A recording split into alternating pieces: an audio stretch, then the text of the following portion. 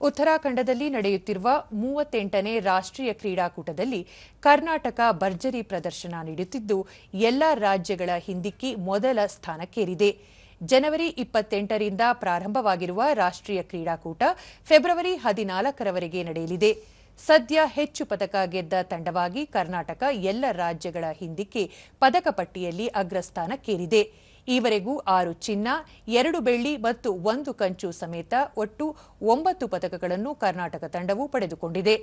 ಶ್ರೀಹರಿ ನಟರಾಜನ್ ಪುರುಷರ 200 metre freestyle ಈಜು ಸ್ಪರ್ಧೆಯಲ್ಲಿ ಚಿನ್ನ ಗೆದ್ದರೆ, ದಿನಿಧಿ ದೇಸಿಂಗು ಮಹಿಳಾ ವಿಭಾಗದ 200 ಮೀಟರ್ ಫ್ರೀಸ್ಟೈಲ್ ಈಜು ಮತ್ತು 100 ಮೀಟರ್ ಬಟರ್ಫ್ಲೈ ಈಜು ಸ್ಪರ್ಧೆ, 4x100 ಫ್ರೀಸ್ಟೈಲ್ ಈವೆಂಟ್ ಸೇರಿ ಒಂದೇ ದಿನ 3 ಚಿನ್ನ ಗೆದ್ದುಕೊಂಡರು.